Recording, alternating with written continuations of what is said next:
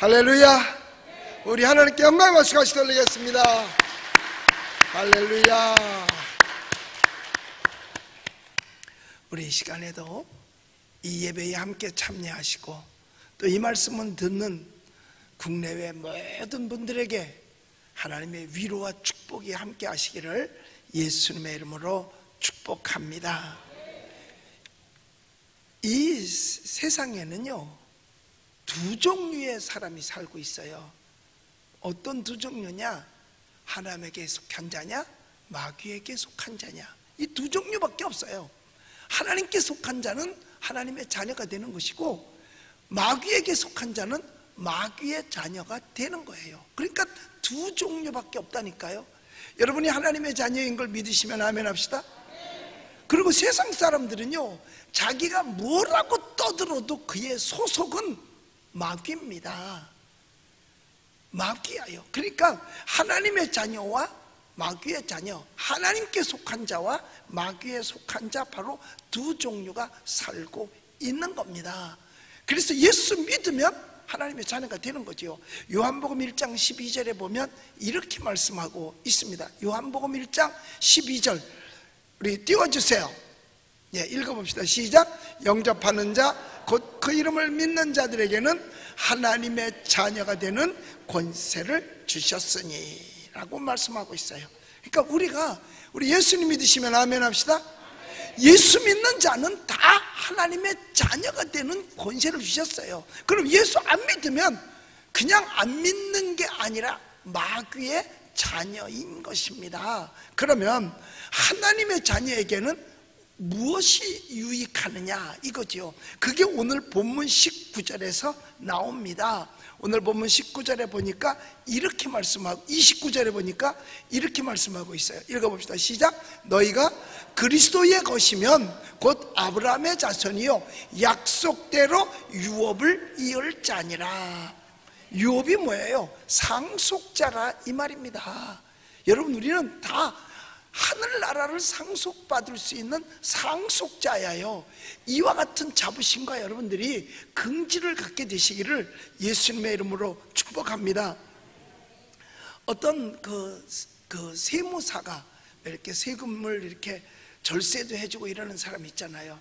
사업을 크게 하는 크리스천 기업이 있어서 그 기업가를 찾아가서 그랬어요. 세금 보고서를 제가 대신 작성해 줄 테니까 재산 목록을 알려달라고. 그래서 그 기업가가 재산 목록이 너무 많은데요, 그래서 아마 세금이 많이 나올 것 같은데, 그랬더니요, 그 세무사가 뭐냐면, 걱정하지 마세요. 내가 인류 세무사기 때문에 얼마든지 세금을 절세해서 작게 내는 방법을 알고 있습니다. 그럼 지금부터 재산 목록을 정리해 봅시다 라고 했어요. 그랬을 때 이 크리스천 사업가가 뭐라고 말하는지, 첫째는 내 재산 중에 첫째가 뭐냐? 나는 영생이 있습니다 그랬어요. 영생이 있습니다. 안 죽고 영원히 산다는 거예요. 그런데 그걸 하나님께서 우리에게 준 약속입니다. 요한복음 3장 16절에 보면 하나님이 세상을 이처럼 사랑하사 독생자를 주셨으니 이는 누구든지 저를 믿는 자마다 멸망하지 않고 어떻게 해요?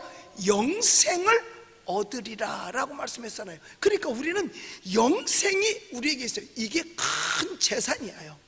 많은 사람들마다 오래 살고 싶어 하잖아요. 오래 사는 데는요, 아깝지 않게 해요, 사람들이요. 오늘도요, 어떤 분이 저를 찾아왔어요. 저를 찾아왔는데, 목사님, 나보고 그래.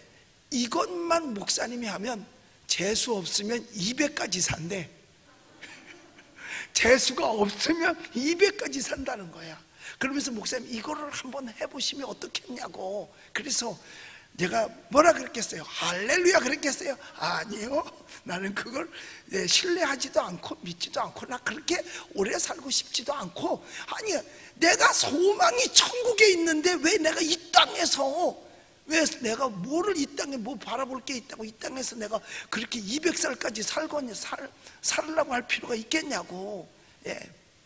그런데 그 사람도 나이가 79인가 그런데요, 많이 늙었더라고.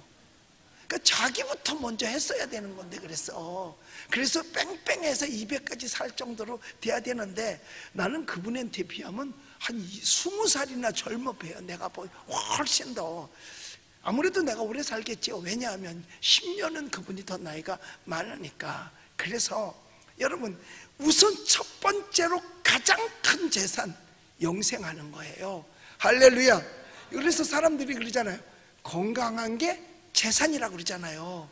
건강한 게 재산이고 젊은이 재산이라고 그래요. 그러니까 나는 이런 재산이 있습니다. 두 번째는 뭐냐면 집이 어마어마하게 크고 아름다운 집이 있는데 그 집은 전부 다 보석으로 되어 있는데 이거를 신고를 하면 세금이 많이 나올 텐데 괜찮아요, 말씀해 보세요. 그랬더니 내 집은 천국의 집이 있습니다, 그런 거예요. 왜냐? 요한복음 14장에 보면 예수님께서 집 지러 가셨잖아요. 내가 너희 집을 예비하면 너희를 데리러 와서 너희를 데리고 가서 너희와 함께 있으리라. 그런데 여러분, 사도 요한이 그 천국집을 미리 보고서 그 디자인한 거를 요한계시록에 말해줬는데요, 기가 막혀요. 벽은 황옥으로 돼 있어. 그 마당 길은 황금으로 돼 있어. 그리고 문은 진주로 돼 있어. 이거 재산세 어마어마하게 많이 내야 될 거 아니겠어요? 그러니까 우리 집이 이거라고 얘기했어요. 받아 적었어요. 그 다음에 나는 다른 사람이 생각조차 할 수 없는 걸 소유하고 있는데 그게 바로 뭐냐? 마음의 평화입니다. 평화.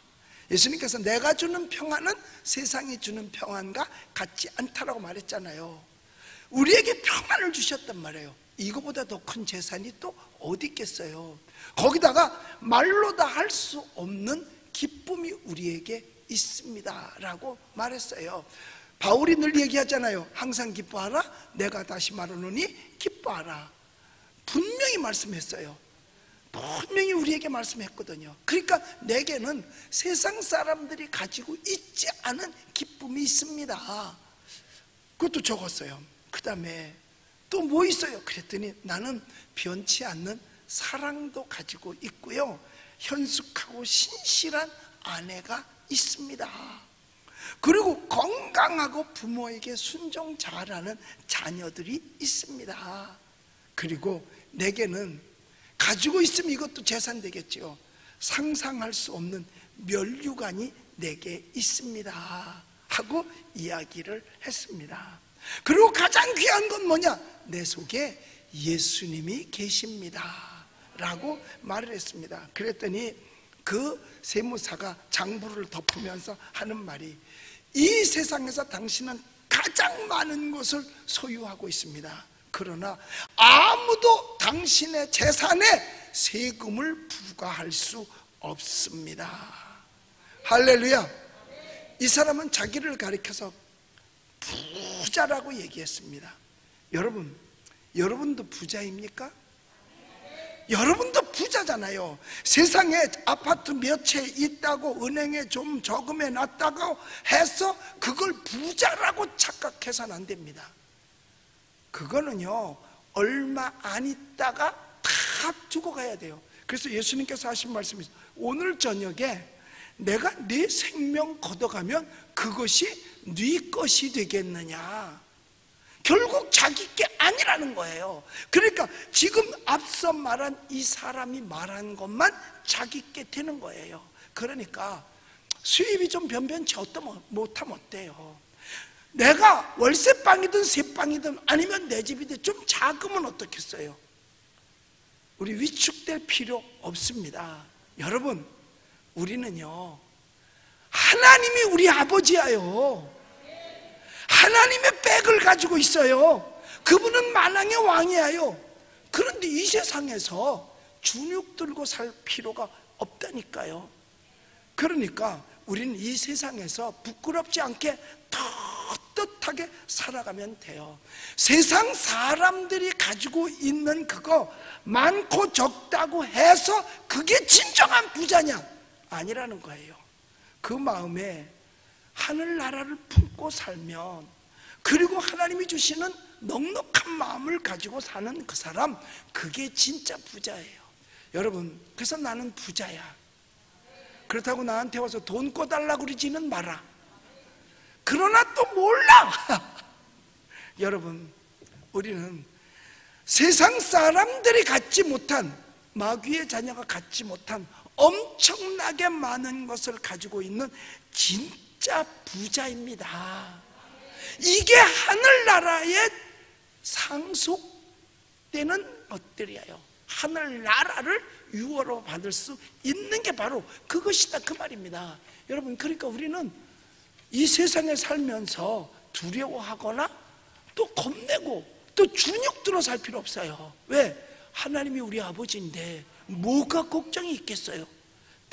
당당하게 살아가야 돼요. 그래서 이 세상에는 하나님의 자녀와 마귀의 자녀, 하나님에게 속한 자와 마귀에 속한 자, 두 종류밖에 없는 것입니다. 자, 그런데 하나님의 자녀는 믿음으로 된다 그랬어요. 그래서 예수를 그리스도로 믿고 세례를 받게 되면 그것으로서 죄 씻음을 얻고 당당한 하나님의 자녀가 될 수 있다라고 여기 오늘 본문 27절에서 말씀하고 있습니다. 자, 26절 27절을 우리 한번 같이 읽어봅니다. 시작. 너희가 다 믿음으로 말미암아 그리스도 예수 안에서 하나님의 아들이 되었으니 누구든지 그리스도와 합하기 위하여 세례를 받은 자는 그리스도로 옷 입었느니라. 그러니까 예수 그리스도를 믿음으로 말미암아 우리가 다 하나님의 자녀가 됐어요. 하나님의 자녀가 다 됐어요. 그리고 우리가 세례를 받음을 통해서 그리스도로 옷 입게 되었다는 겁니다. 세례는 뭐예요? 죄 씻음입니다. 거듭남입니다. 부활하는 것입니다. 여러분, 우리가 지금 오늘날 현대는 약식 세례를 해요. 그래서 머리에다 물을 찍어서 이렇게 올려요. 이건 죄 씻음 받는 증거입니다. 그런데 과거에는 물 세례를 직접 했어요. 그래서 물속에 들어갔다가 나왔어요. 그건 뭐냐? 옛사람은 물속에서 죽고 새 사람으로 부활했다는 거야. 거듭났다는 거야. 그래서 그걸 갖다 영어로 born again이라고 그러는 거예요. 새로 거듭났다는 거예요. 우리 born again 한번 해볼까? 시작. 발음 끝내준다. 미국에 살아도요 조금도 손색이 없어. 미국에 가서 살아도 조금도 손색이 없는 것 같아요. 우리는 죄 씻음으로 말미암아 거듭난 거예요. 그 대신 우리가 해야 될 것이 뭐냐? 하나님께 속한 자니까 하나님의 말씀을 따라서 그리스도로 옷 입어야 된다는 겁니다. 의로 옷 입어야 된다는 거예요. 예수 그리스도로 옷 입는 게 뭔지 아세요?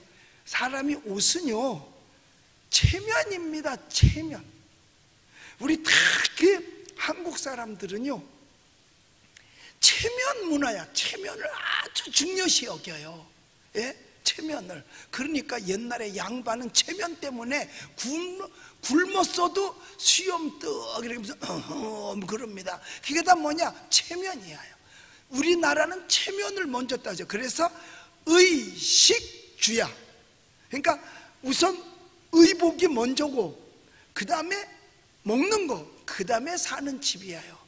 이게 집은 뭐 어차피 살게 되는 거니까 제일 체면문. 근데 중국은요 식주의야. 식주, 뭐 우선 먹어야 돼. 그래서요 걔네들 우선 하여튼 중국 사람들은요 무지하게 처먹어요. 걔네들은요 4발 가진 거는 책상 빼고는 다 먹는다네. 여러분 책상은 4개가 발이 4개잖아. 이 4발 가진 거 외에 책상 빼고는 다 먹고요.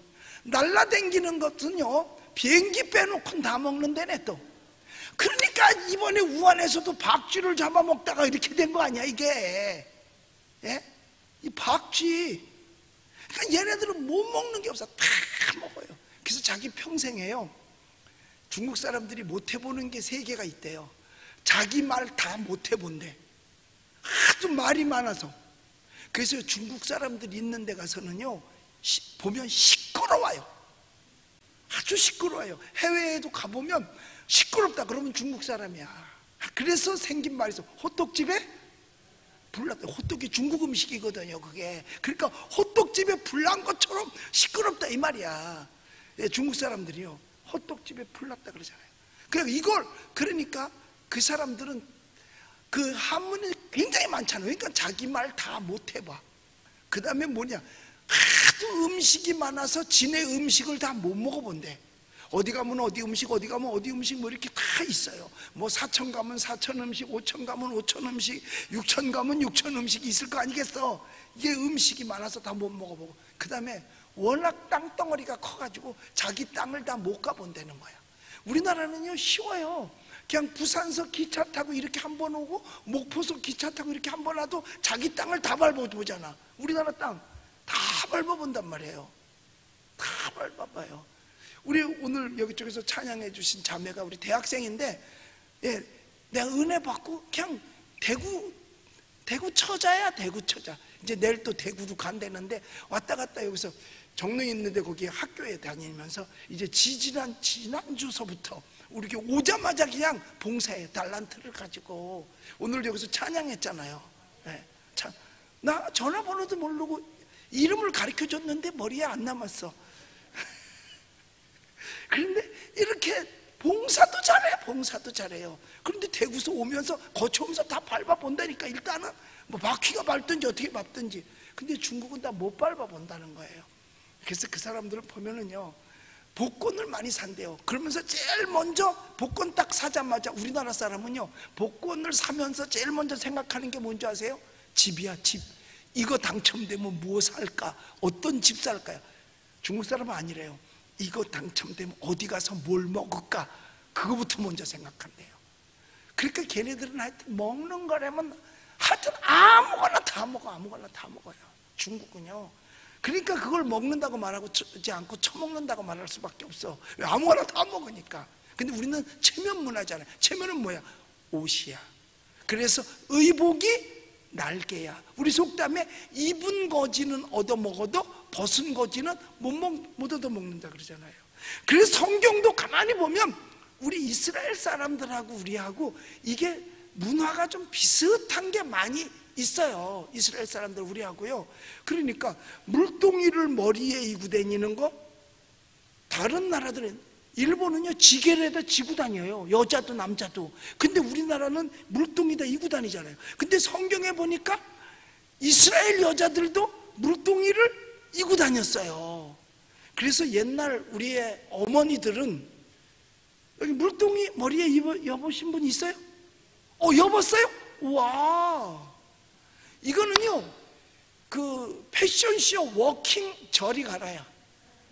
딱 머리에 이고요. 손도 안 돼. 그리고 싹 걸어가는 거 보면 똑바로 걸어가거든.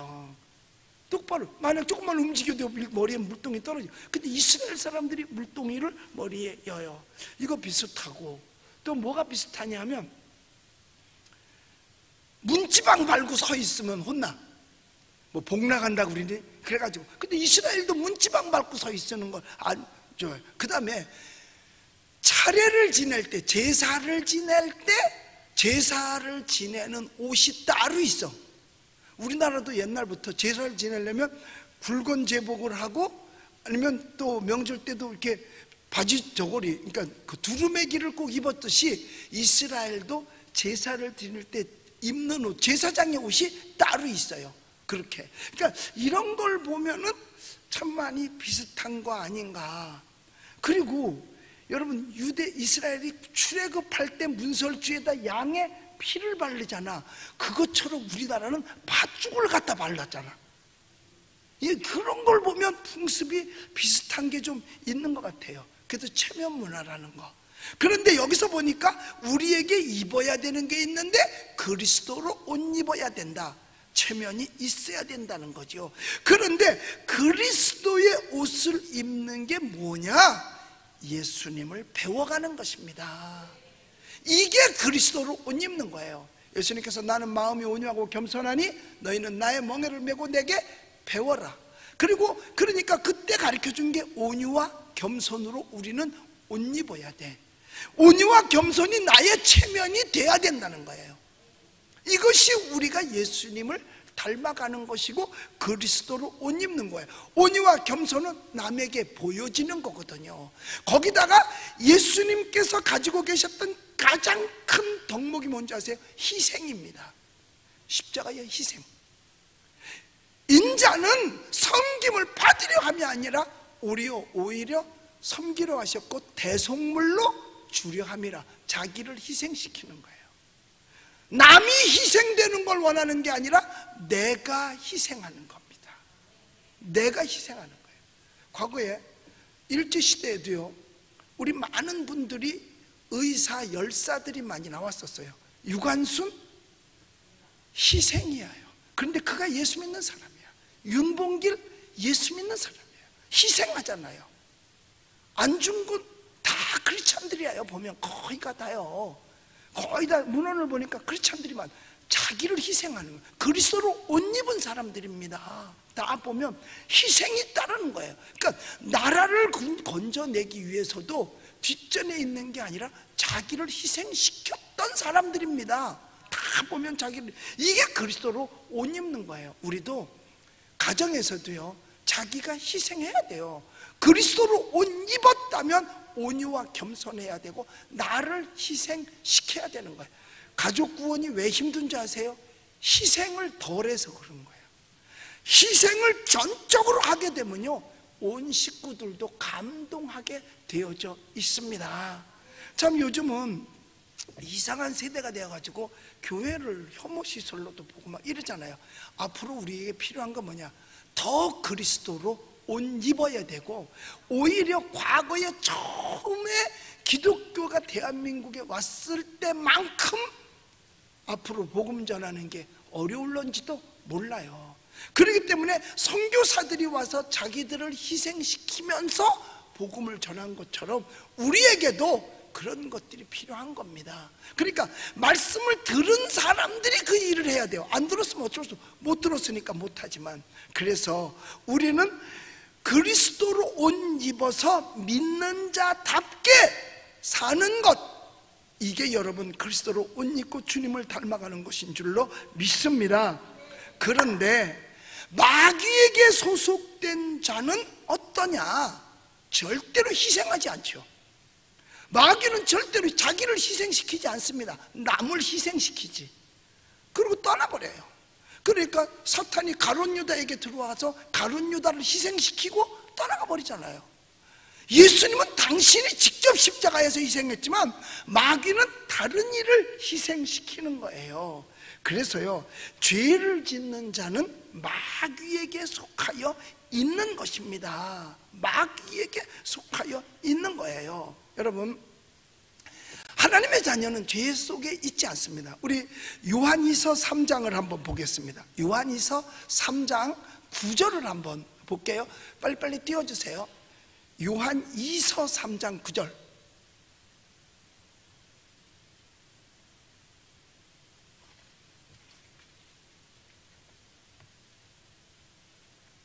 띄웠죠? 예, 읽어볼까요? 시작.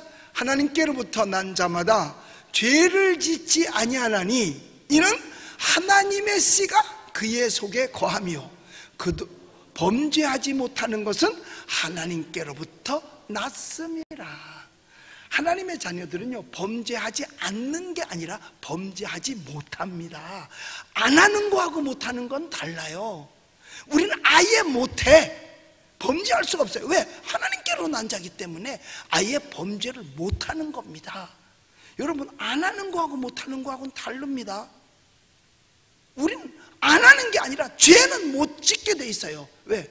그리스도로 옷 입었고 내 속에 하나님의 영이 나를 채찍질하기 때문에 죄 가운데 살 수가 없고, 마귀의 자녀가 아니기 때문에 죄를 짓지 못하는 겁니다. 그런데 요한이서 3장 8절에 보면 뭐라고 되어 있느냐 하면, 요한이서 3장 8절을 한번 또 읽어봅시다. 자, 시작. 죄를 짓는 자는 마귀에게 속하나니 마귀는 처음부터 범죄함이라.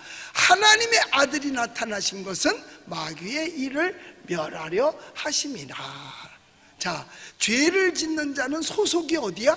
마귀야. 그러니까 마귀에게 소속되어져 있는데 어떻게 하나님의 축복을 받을 수 있겠냐 이거죠. 그리스도 밖에 있는 자는 마귀에게 소속되어져 있기 때문에 그는 하나님의 축복을 받을 수가 없는 거예요. 자, 또 요한복음 8장 41절로 42절까지 한번 또 보겠습니다. 요한복음 8장 42절 40절로 41절 46절 말고 40절. 자, 읽어봅시다. 시작. 지금 하나님께 들은 진리를 너희에게 말한 사람인 나를 죽이려 하는도다. 아브라함은 이렇게 하지 아니하였느니라. 너희는 너희의 아비가 행한 일들을 하는도다.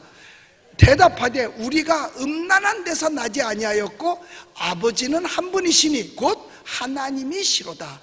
너희는 너희 아버지가 행한 일을 하는데 마귀에게 속했으니까, 자, 이들의 아버지가 누구야? 마귀야요. 우리의 아버지는 하나님인데 저들의 아버지는 마귀야. 마귀에게서 낳기 까닭에 이게 뭐냐? 마귀의 지배를 받는다는 겁니다. 그래서 죄를 짓는 자마다 마귀에게서 났다라고 말했고, 또 요한2서 3장 4절에 보면, 요한2서 3장 4절을 보면, 자 보세요. 죄를 짓는 자마다 불법을 행하나니 죄는 불법이다 라고 말했어요. 죄를 짓는 자마다 그게 불법을 행함이라. 여러분, 불법이 뭐예요? 법은 과거에 이 성경이 기록되어질 때의 당시의 법은 십계명입니다. 그게 법이에요. 거기다 613가지의 규례가 또 있고요. 근데 이것을 지키지 아니하는 것을 갖다가 뭐라고 말하느냐면 죄악이라고 이야기를 한 거예요. 그러니까 불법을 행하는 자들은 계명을 지키지 않는 자다. 자, 제가 늘 십계명을 얘기합니다. 1계명부터 4계명까지는 하나님 섬기는 계명이고, 5계명부터 10계명까지는 사람을 섬기고 사랑하는 계명입니다. 그런데 여기서 특별히 이들이, 세상 사람들이 마귀에게 속하면서 하나님을 안 믿으면 그들이 하는 일이 뭐냐 이거예요. 첫째로요, 부모를 거역합니다. 5계명이 뭐냐면 내 부모를 공경하라 그랬죠. 부모를 거역하게 되어져 있습니다. 그러니까 현재 지금 학교에서 이야기하고 있는 학생 인권 조례에 그게 이제 법으로까지 만들어지게 되면 어떤 일이 생기느냐? 부모를 거역할 권리가 있어요, 아이들에게. 이게 학생 인권 조례입니다. 그러니까는 내 부모를 순종하는 것이 하나님의 법인데 마귀의 법은 부모를 거역하라는 거야. 그래서 그들에게 주어지는 게 뭐냐? 내 부모를 거역할 권리가 있다는 거예요. 선생님을 거역할 권리가 있고요, 공부를 안 할 권리가 있고요. 그래서요, 요즘은 학교에서 공부 시간에 엎드려 자도요, 선생님이 그냥 내버려 둡니다. 왜? 공부를 안 할 권리가 있어요. 옛날 같으면 엎드려 잤다 그러면 선생님이 칠판 지우다 말고 딱 돌아보니까 누가 엎드려 있어. 그럼 지우개를 그냥 날리면요, 여기 와서 탁 맞죠. 맞으면서 하얀 먼지가 확 이렇게 일어나죠. 안 맞아본 사람은 잘 몰라. 옛날엔 그랬어요. 지금 그랬다가 선생님 날라가요. 그냥 내버려 두더라고. 그냥 선생님 그냥 내버려 둬요. 그거 그렇게 중요하지 않아. 공부하든 말든 지 권리야. 그게 지 자유고. 그냥 내버려 둬. 그러니까 발전이 없는 거죠. 그러니까 부모를 거역할 권리가 있는 거예요.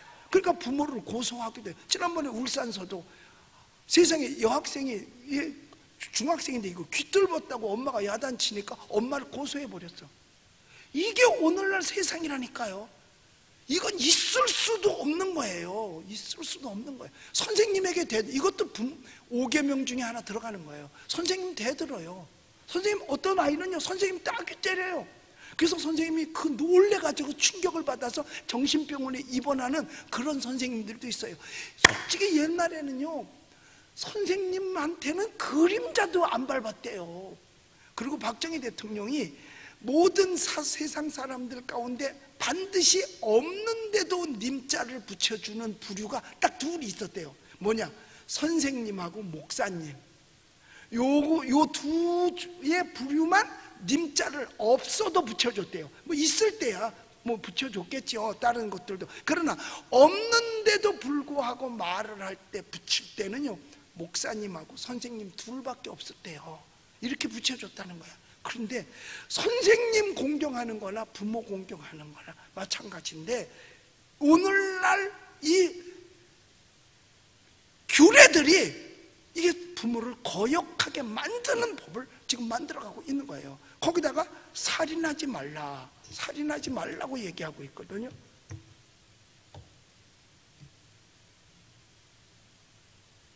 내가 지금 거미 난 살인 안 하고 살생을 했어. 지금 거미가 여기 왔다가 걷다 하네.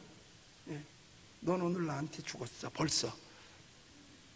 자, 그런데 여러분, 성경에 살인하지 말라 그랬어요. 뭐 어디 그렇게 살인을 많이 하겠어요?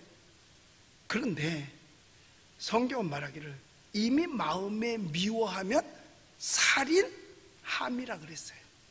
마음에 미워하면 살인함이라. 그런데 요즘 그 살인 행위가 얼마나 많은지 모릅니다. 여러분, 예수님 당시에도 예수님을 미워하기 위해서 예수님을 책잡았다니까. 예수님마저도 책잡혔어요. 자, 요한복음 8장 46절 47절 한번 우리 읽어봅니다. 요한복음 8장 46절 47절 보세요. 읽어봅시다. 시작. 너희 중에 누가 나를 죄로 책잡겠느냐? 내가 진리를 말하는데도 어찌하여 나를 믿지 아니하나. 자, 여기서 보면 책잡았죠. 그 다음에 47절 보면 하나님께 속한 자는 하나님의 말씀을 듣느니 너희가 듣지 아니하면 하나님께 속하지 아니하였음이로다. 자, 하나님께 속하지 않은 사람들은 어떻게 살고 있느냐? 예수님마저도 책잡으려고 그랬어요. 예수님이 뭘 잘못했는데? 예수님 보세요. 예수님이 행하신 것은 병든 자 고쳐준 일밖에 없어. 가난한 자에게 축복해 준 것밖에 없고, 그리고 세상에서 멸시 천대받는 사람 대접해 준 것밖에 없어요. 그리고 배고픈 사람 들에서 그 수많은 사람 다 먹인 것밖에 없고요. 사람들에게 꿈과 희망과 용기를 주고 삶의 길을 열어줬단 말이에요. 그게 뭐 잘못이야? 그런데 예수님을 잡았더라 그 말입니다. 그런데 예수님을 잡았어요. 예, 저들은 불법을 행하는 자이기 때문에 그런 거예요. 자, 요한 2서 3장 4절을 보면 이렇게 되어져 있습니다. 요한 2서 3장 4절을 한번 보겠습니다. 자, 시작. 죄를 짓는 자마다 불법을 행하나니 죄는 불법이라. 그러니까 멀쩡한 사람, 자기가 죄를 지니까 멀쩡한 사람이 싫은 거야. 그도 죄를 져야 되는 거예요. 여러분, 운전을 하다가 과속을 해가지고 경찰관이 손들었어. 그리고 과속했습니다. 그래요. 그러면은 뭐 과속했으니까 딱지 긁어. 그런데요, 뭐라 그러느냐, 또 걸리면요 기분이 안 나빠. 뒤에 차가 또 걸리면. 왜? 나 걸렸는데 그냥 지나가는 게 아니라 또 걸리니까 나만 걸리는 게 아니네. 이 사람의 심보가 그렇다니까. 남이 안 돼야 좋아요. 남이. 그래서요, 사람의 심보가 어떠냐. 자, 어디 회사에 출근했어요. 근데 한 사람만 일찍 왔어. 나머지는 다 늦게 왔어요. 그러면 누가 잘못한 거야? 늦게 온 사람이 잘못한 거죠. 그런데 아니에요. 거기서 지적은 누가 받느냐? 세상 말로 하면 저기만 일찍 와가지고 괜히 우리가 피해를 본다고 생각하는 거예요. 이게 세상이라니까요. 그러니까 세상은 어떻게 하든지 예수님마저도 책잡혔다 이 말이에요. 예수님마저도. 그래서 예수님을 십자가에 못 박으려고 유대인들, 그 바리새인들과 사두개인들이 그렇게 노력을 한 거예요. 오늘도 부산에 있는 목사님들한테서 연락이 왔는데, 목사님 오늘 저희들이 재판 받았어요. 무슨 재판이냐 그랬더니 예배를 드렸다고. 누가 고소를 했느냐? 마을에서. 저 교회는요 전화해가지고 예배 드려요. 예배 드린 게 죄야. 예배 드리면서 무슨 죄를 질 일이 어디 있겠어요.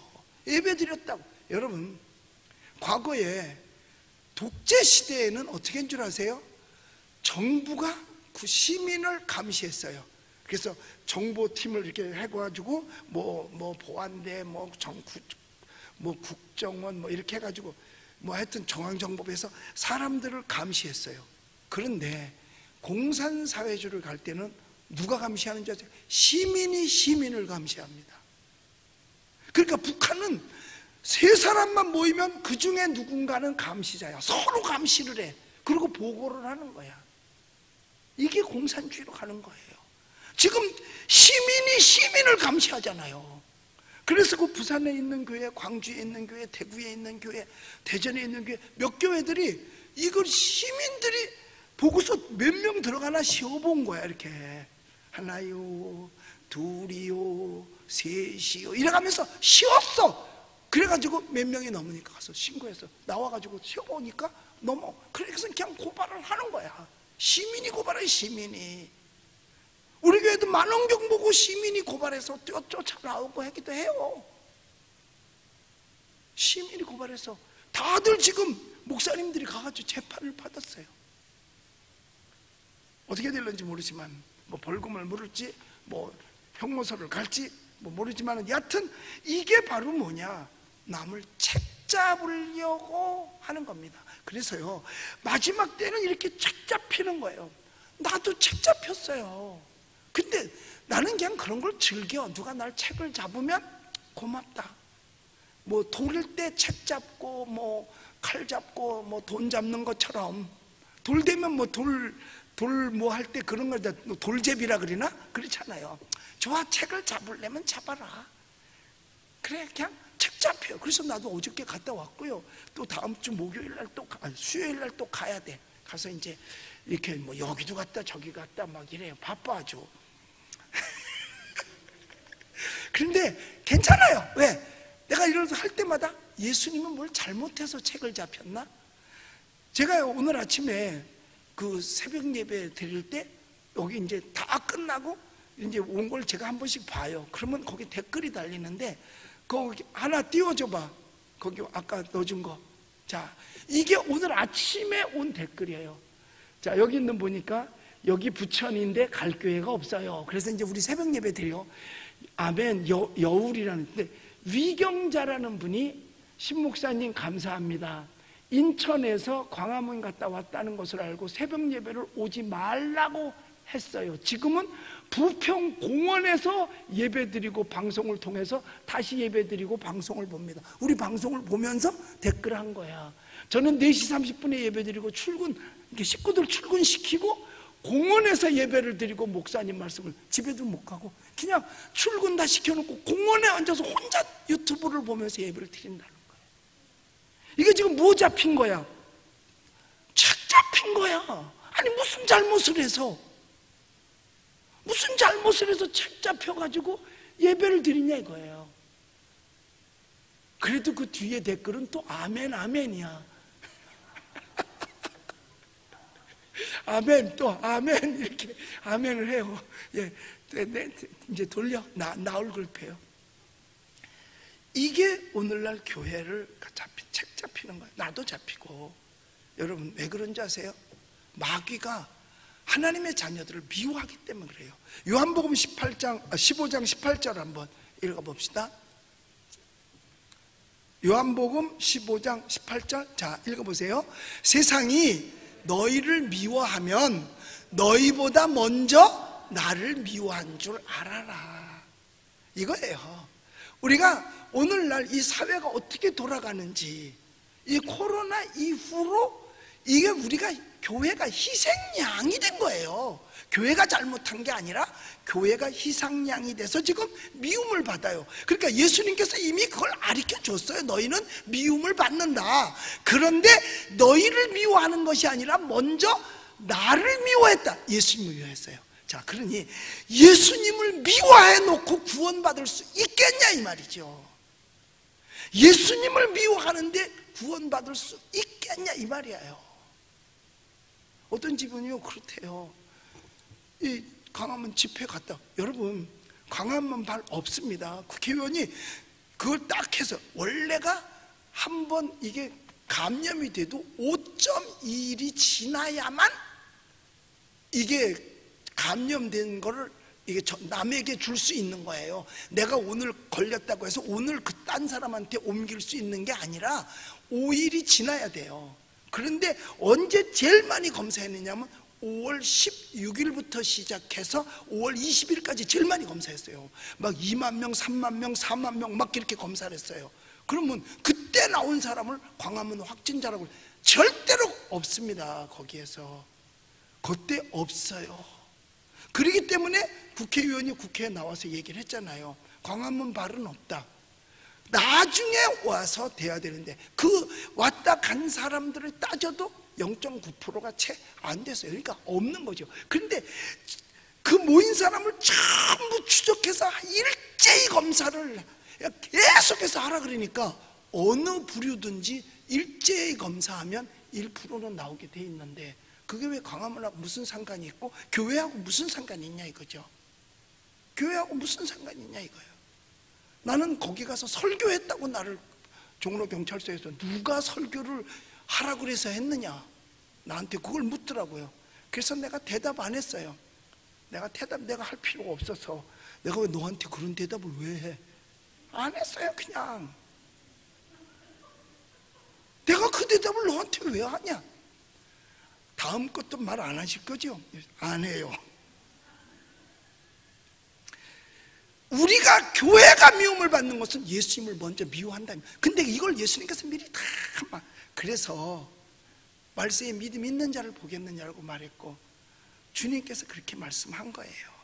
그러니까 계명을 지키지 않는 자들은 남의 책을 많이 잡습니다.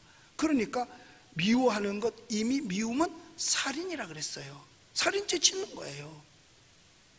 살인죄 짓는 거라니까요. 우리 마가복음 13장 13절 한번 읽어볼까요? 마가복음 13장 13절. 자, 읽어봅시다. 시작. 너희가 내 이름으로 말미암아 모든 사람에게 미움을 받을 것이나 끝까지 견디는 자는 구원을 받으리라. 예, 미움을 받더라도 참고 인내하라는 거예요. 좀 미움이 있다고 해서 나 교회 안 다녀, 그럼 구원받을 길이 막혀버리는 거예요. 그래서 사실 환난과 핍박 속에서 신앙을 지키는 게 중요한 거예요. 그럴 때 계명을 지킬 수 있는 거예요. 그러니까 하나님의 자녀가 아닌 마귀의 자녀는 부모도 거역하고 미워하고, 예, 미움은 그 살인이라 그랬잖아요. 미워할 수밖에, 미워하는 거예요. 거기다가요, 여러분, 언론, 즉 말로도 살인을 하고 사람을 못 살게 만들고 다 살인. 거기다가 뭐까지 해? 간음을 허락하는 겁니다. 간음이 뭐예요? 부적절한 관계가 간음인 거예요. 적절한 관계는 그건 간음이 아니에요. 그건 간음이 아니에요. 하나님께서 주신 선물이지. 부부가 사랑하는 마음으로 결혼을 해서 정상적인 관계를 갖는 게 왜 부적절해? 그건 정상적인 관계예요. 그런데 부적절한 것은, 그것은 간음 행위예요. 여러분, 과거의 구약시대는 간음하는 자는 돌로 쳐서 죽였습니다. 그러니까 예수님 당시에 간음하다 걸린 여인만 돼. 아니, 여인 혼자서 어떻게 간음하겠어요? 남자는 뺐어. 거기서 빼놓고 여자만 끌고 와서 여자가 많이 박해를 받은 거지요. 근데 여기 성경에서는 남자나 여자나 다 하나라 그랬어요. 같다 그랬지요. 그런데 그 여인을 사람들이 돌로 쳐서 죽이려고 그랬잖아요. 예수님께서 뭐라 그래요? 다시는 이런 죄 짓지 마라. 그럼 너 진짜 죽어. 죄 짓지 말라고 가르쳐 주잖아요. 그런데 여러분 생각해 보세요. 차별금지법을 통해서 동성애를 허용을 하고, 군대에 그 군대는 남자들밖에 없잖아요. 군대에 동성 허락하면 이게 전투가 제대로 되겠냐 이 말이에요. 자기네가 부적절한 관계를 함부로 저지르고 다니니까 남들도 그렇게 시켜놔야 지가 뻔뻔스럽게 다닐 수 있어서 그걸 막 허락을 하는 거예요. 생각해 보세요. 얼마나 뻔뻔스러운가. 세상에 도지사, 그 도지사면요 1000만 명씩을, 1000만의 국민을 위에서 군림하고 다스리는 사람이에요. 시장도 600만 500만을요. 그런데 이런 부적절한 관계를 맺고 있어요. 이건 하나님이 기뻐하죠. 옛날 같으면 돌에 맞아 죽을 거거든요. 이런 거는 하나님의 자녀가 하는 게 아니고 하나님의 자녀가 아니니까 마귀의 자녀라서 이런 것을 하는 거예요. 이런 자는 하늘나라를 유업으로 받을 수 없다 그랬어요. 정상적인 관계는 하나님의 선물이에요. 생육하고 번성하는 거예요. 그런데 동성애가 하면 어떻게 생육하고 번성할 수 있겠어요? 그리고 모두가 다 마음도 피폐해지고 결국은 육체도 피폐해져서 동성애자가 자살자가 그렇게 많다는 거예요. 왜? 자기 마음이 피폐해지니까, 인간 노릇을 못했으니까, 사람이 사람다워야 될 텐데 짐승도 해버렸으니까 그렇게 돼버리고 마는 거죠. 그래서 하나님께서 이런 자는 하늘나라를 유업으로 받을 수 없다라고 그랬어요. 그래서 이 불법을 행하는 자들아 하고 심판하시는 겁니다. 그래서 이것을 이와 같이 부패되어져 가고 하는 것을 막을 길이 오직 예수 믿는 하나님의 자녀밖에 없기 까닭에 나서는 거예요. 다른 믿지 않는 사람은 다 마귀의 자녀잖아요. 두 종류밖에 없다 그랬죠. 하나님의 자녀하고 마귀의 자녀. 하나님께 속한 사람하고 마귀에 속한 사람, 딱 두 종류밖에 없는데 누가 말릴 거냐 이거를. 하나님의 자녀밖에 막을 사람이 없기 까닭에 하나님의 자녀들이 그 법안을 내놓은 정의당 앞에 가서 데모하고 또 국회 앞에 가서 그거 막느라고 진짜 막 철야를 기도를 하면서 막느라고. 현재까지요 가장 이것을 오래 막은 나라는 우리나라밖에 없대요. 왜? 기독교인들이 아직 살아있다는 거야. 영국은요 90%가 크리스찬이었어요. 그러니까 설마 90%가 아니야 80%인가 크리스찬이었는데 설마 크리스찬이 이렇게 많은데 그 법이 통과하랴. 그리고 그냥 태만한 거야. 그랬더니 그냥 국회에서 땅땅땅 치고 넘겨버린 거예요. 거기는 무슬림 사람들도 있고 불신자들이 많았었거든요. 그러니까 오래 지나면서 많이들 타락해버린 거예요. 그러니까 영국 교회가 그냥 다 없어져 버리고 말았어요. 교회가 없애려고 없앤 게 아니라 죄 가운데 있다 보니까 교회가 저절로 문을 닫아버리고 그 교회가 뭐가 되느냐? 슈퍼마켓, 도서관, 그 다음에 댄스홀, 그리고 체육관, 심지어는 그 교회가 모슬렘 성전이 모슬렘 사원이 되기도 했다니까요. 거의 다 그렇게 돼버리고 말았어요. 그러니까 교회가 없어져 버린 거예요. 구원받을 길이. 그러고 나니까 영국이 쇠퇴해 가기 시작한 거예요. 영국은 과거에 해가 뜨고 지지 않는 나라인데 지금 많이 쇠퇴해졌어요. 물가도 얼마나 비싼지 몰라요. 살기가 천만의 말씀, 살기가 얼마나 힘든지 몰라요. 외식 한번 할래도 비싸서 못하고, 그래서 손님 대접이 가장 좋은 대접이 자기 집에 모셔서 차 한 잔 주면서 말동무 해주는 게 최고의 대접이래. 거기는. 우리는 안 그러잖아요. 우리는 만나면 아직은 잘 살아, 그리고 아직은 교회가 그래도 살아있으니까 하나님이 축복해 주셨어요. 그래서 만나면 우리 식사하러 갑시다. 그래가지고 그냥 갈비 먹으러 가지요, 갈비 먹으러 가지요, 갈비 먹으러 가지요. 그게 제일 비싸잖아. 예, 우리는 잘해요. 그럼 외국 쉽지 않습니다. 영국이 이 정도라면 다른 나라 말할 것도 없고요. 그렇기 때문에 우리가 어떻게든지 신앙을 지키기 위해서, 우리 자손들이 천국 가기 위해서라도 차별금지법은 막아야 하는 거예요. 앞장서서 막아야 되고, 서명하자면 서명해서 막아야 되고, 다 막아야 돼요. 이건 불법을 행하는 거니까. 하나님의 나라를 유업으로 받을 수 없으니까요. 부정한 방법 안 돼요. 거기다가 도둑질까지 해. 불신자들은요, 마귀의 자녀들은요, 도둑질하는 거를 우습게 생각해요. 아무렇지도 않아. 그러니까 부정한 방법으로 해요. 요즘 신문에 많이 아침 저녁으로 옵티머스라고 뭔가 한게나, 이거 다 도둑질한 얘기들이거든요. 괜히로 왜 아무 일도 없었는데 그런 말이 왜 나오겠어요? 이거 다 도둑질 해먹은 거예요. 이거 다 도둑질한 거예요. 권력으로 도둑질하고, 사기쳐서 도둑질하고, 거짓말해서 도둑질하고, 이런 일들이 얼마나. 만약 민간인들이 그랬어 봐요, 벌써 잡아놓겠죠.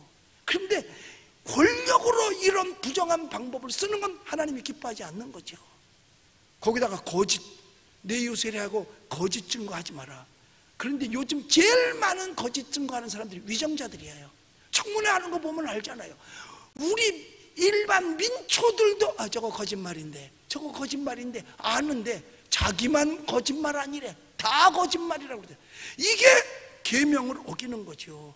거기다가 뭐까지? 마귀가 마음까지 점령해 버렸어요. 그게 뭔지 아세요? 탐심입니다. 그래서 욕심이 잉태한 즉 죄를 낳고 죄가 장성한 즉 사망을 낳. 이 탐심이 곧 욕심이거든요. 그런데 중요한 건 뭐냐? 마귀가 점령해 버리면 사과를 안 합니다. 절대로 안 합니다. 절대로 회개가 없다 이 말이에요. 회개하지 않는다 그 말입니다. 회개 안 해요. 그러니까 다 27번씩 거짓말해도 미안합니다 거짓말을 해서 이런 거 없잖아요. 사과 안 한다니까요. 왠 줄 아세요? 가룟 유다 보세요. 예수님 팔았잖아요. 잘못 저질렀잖아요. 그러면 예수님을 찾아가든지 아니면 혼자서라도 잘못했습니다. 회개하는 게 있어야 되잖아요. 마귀가 역사한 건 절대로 잘못했다 소리를 안 한다니까요. 그런데 하나님의 사람인 베드로는 달기 우니까 그냥 달기 울자마자 닭똥 같은 눈물을 뚝뚝뚝뚝 흘리면, 아마 소가 먼저 울었으면 소똥 같은 눈물을 흘렸겠지. 그걸 뚝뚝 흘리면서 잘못했다고 회개의 눈물을 하잖아요. 하나님의 자녀는 잘못했으면 금방 시인하고 잘못했다라고 이야기를 합니다. 미안하면 미안하다고 얘기를 합니다. 그런데 하나님의 자녀가 아니고 마귀의 자녀는요 절대로 잘못했다고 그러지 않아요. 여러분 가게라는 사람들도 보면 아실 거예요. 손님이 잘못했어도요 불신자들을 보면 미안하다 소리도 안 해요. 지가 다 잘못해놓고도 주인을 나무란다니까요. 주인 보고 잘못했대. 주인 보고 잘못했다. 그래서요 여자들 보면은 우린 그걸 못해서 못 들어가는 거다. 얼마나 배짱이 좋으면 나는 그래서 그 백화점에서 옷 장사 못할 것 같아. 기껏 펼쳐서 뭐 해보고 다 펼쳐서 보고 그리고 안 사고 그냥 가. 그럼 주인이 그거 다시 다 또 캐놔야 돼. 나가면서도 미안한 줄도 모른다니까. 좀 미안해줘 해야지. 안 팔아줬으면 괜히 이렇게 옷만 많이 입고. 근데 내 마음에 안 들어서 그래요. 죄송해요. 내가 개놓을까요? 그럼 주인이 아니야 그냥 가세요. 이럴 텐데 다 해놓고 툭 던져놓고 그냥 가버려. 그래서 나는 그런 장사는 못할 것 같아. 성질 나가지고 나가면 야 너 일로 와. 이거 개놓고 가. 이럴 것 같아. 여러분 욕심은 안 되는 거야. 마귀가 가져다 주는 생각. 왜? 회개할 줄 모르니까. 회개할 줄 몰라요. 죄책감이 없는 거예요. 죄책감이. 그래서요 하나님의 말씀 율법을 지키는 것이 중요한 게 뭐냐면 그 율법을 통해서 우리를 주님께 인도해 주는 거예요. 교사 역할을 하는 거예요. 그러니까는 죄를 자꾸 얘기를 하니까 이게 죄구나 하고 죄에서 벗어나려고 하는 거죠. 마귀에게서 벗어나려고 하는 거예요. 여러분 우리가요 예수 그리스도 안에서 하나님의 자녀라고 하면 옳고 그름을 분별할 줄 알아야 되는 거예요. 그래서 마태복음 5장 37절에 보면 옳다 아니다 하라고 말한 거예요. 강단에서 주의 종이 설교를 해도요 옳은 걸 옳다라고 말해줘야 되고 아닌 걸 아니다라고 말해줘야 되는데 옳은 것도 아니고 틀린 것도 아니고 그냥 두리뭉실 넘어가요. 그러면 옳고 그름을 분별할 수 없는 거예요. 성경에서 말하는 옳고 그름, 계명을 지켜라. 아닌 건 아니고 맞는 건 맞다. 그래서 1계명부터 4계명까지 지키는 사람은 하나님께 속한 자가 될 수 있는 거고, 그런 자는 5계명부터 10계명을 지키려고 노력을 합니다. 그러나 1계명부터 4계명까지 지키지 않는 사람은 아예 5계명부터 10계명까지 지키려고 노력조차도 하지 않습니다. 그냥 멋대로 사는 거죠. 왜? 죄 가운데 사니까. 그래서 1계명부터 4계명까지 내가 지키고 있다는 것을 보여줄 수 있는 게 바로 뭐냐? 하나님 앞에 나와서 예배 드리는 거예요. 할렐루야. 그러니까 하나님 섬기는 거 보여주는 거죠. 우상 안 만들고 우상 안 섬기는 거를 예배 속에서 보여주는 거잖아요.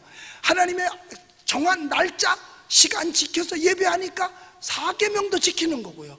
그 다음에 여호와의 이름을 찬양하니까 하나님의 이름을 망령 때 안 일컫잖아. 그러니까 1계명부터 4계명까지 지키는, 1계명부터 4계명까지 지킨 사람들은 5계명부터 10계명까지 지키려고 육신이 연약하지만 노력이라도 하지.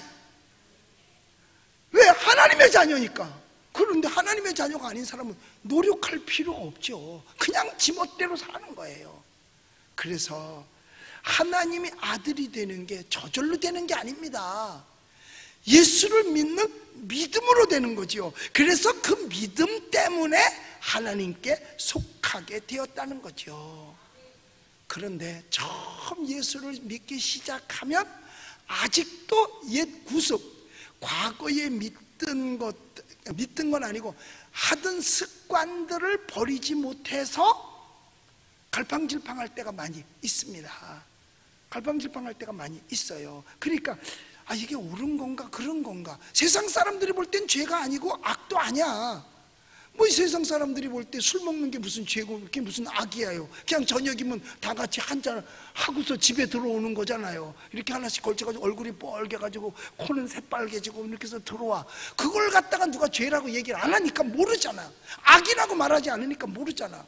담배를 펴도 그게 악이라고 말하지 않으니까 세상은 모르잖아요. 근데 성경은 말하고 있잖아요. 술 취하지 말라. 이는 방탕한 것이니 성령의 충만을 받으라.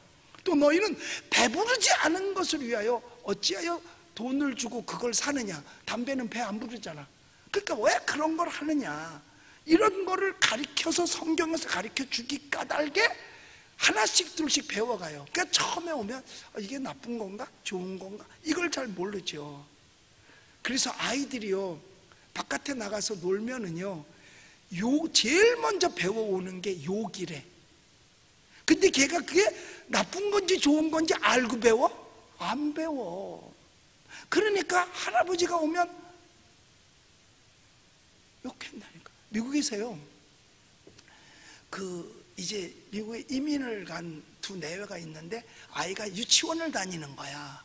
아이가 유치원을 다니는 거야. 그런데 그때 마침 학교 동창이 그 마을로 이사를 온 거야. 학교 동창이. 그러니까 이제 두 부부가 역시 또 학교 동창이야. CC야. 네? 학교 커플이란 말이야. 그런데 그쪽도 학교 동창이고. 그러니까 이쪽 집에서 그 아이 있을 때 얘기하는 게 맨날 뭐라 하냐면 그 새끼가 이쪽에 이사 왔단 말이야. 그 새끼가 그런 거예요. 그러니까 맨날 그 집 얘기할 때는 그 새끼야. 그랬더니 그 집에서 이제 하루는 이웃에 왔으니까 놀러 온 거야. 이 집으로, 애 있는 집으로. 그랬더니 뛰어들어가면서 아빠 그 새끼 왔다. 아빠 그 새끼 왔다. 그런 거야.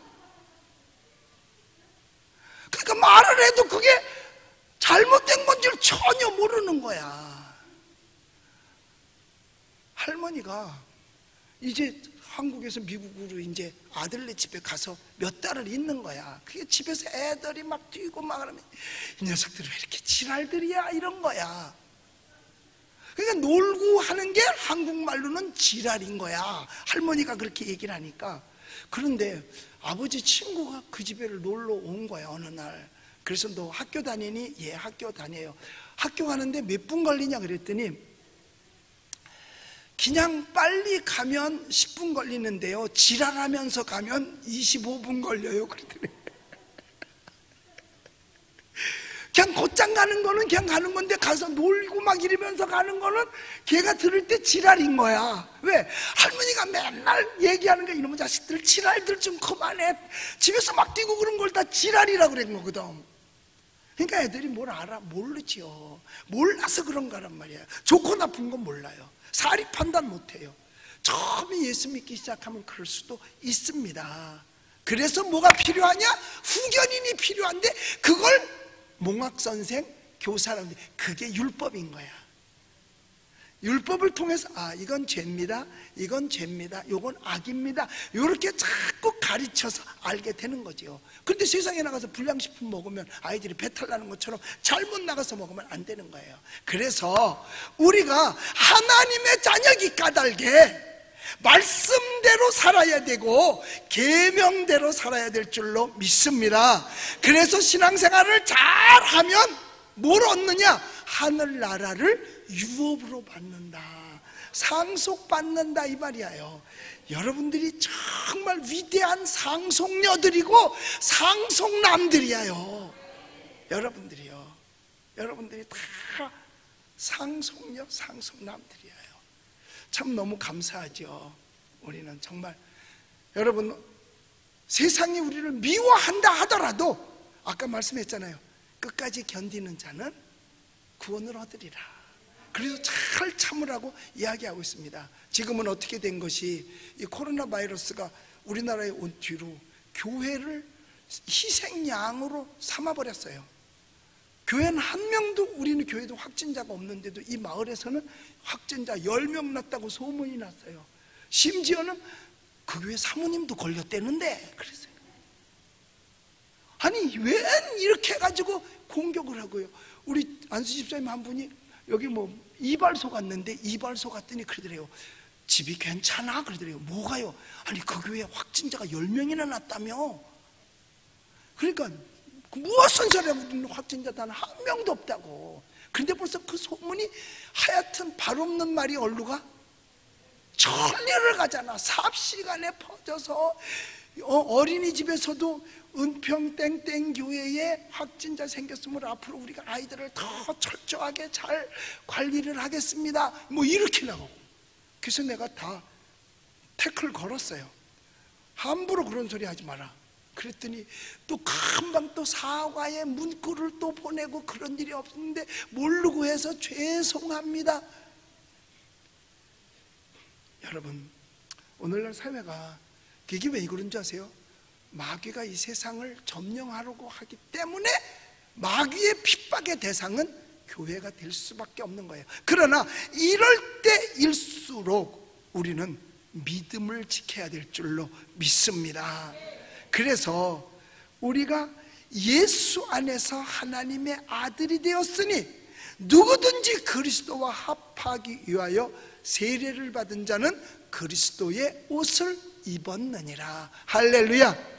우리는 예수님의 그 옷, 온유와 겸손의 옷, 희생의 옷을 입고 이 세상을 낙심 속에, 절망 속에 사는 것이 아니라 아무리 어려워도 끝까지 견디는 자가 구원을 얻으리라고 말씀했고, 너희를 욕하는 건 이미 나를 욕하는 거고, 너희를 미워하는 것은 벌써 예수님을 미워하는 것이라고 그랬어요. 우리는 그러므로 이미 이긴 자들입니다. 승리자들입니다. 우리 믿음으로 다 승리하게 되시기를 예수님의 이름으로 축복합니다. 기도하겠습니다. 좋으신 하나님께 감사합니다. 우리 하나님께서 영광 또 영광을 받아 주시옵소서. 우리는 하나님의 자녀로 이 세상을 반드시 주께서 주신 율법과 계명을 잘 지켜가면서 예수 그리스도로 옷 입어서 온유와 겸손의 옷을 입고 희생의 옷을 입고 그리스도의 빛을 발할 수 있는 우리들 다 되게 하여 주시옵소서. 예수님의 이름으로 기도드리옵나이다. 아멘.